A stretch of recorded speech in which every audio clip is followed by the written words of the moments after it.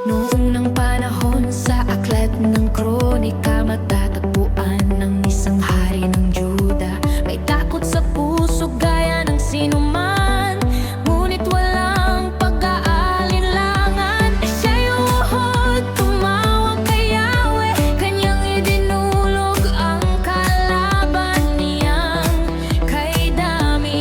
Diyos ay tumugon at sa kanya'y sinabi, Yosaphat, huwag kang matakot.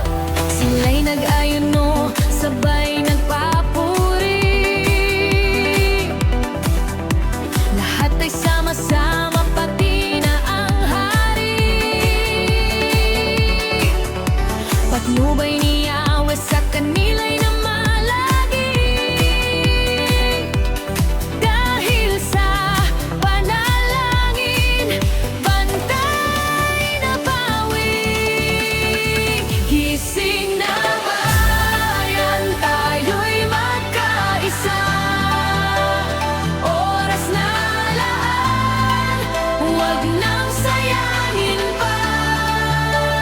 Magpakatapat at manalangin na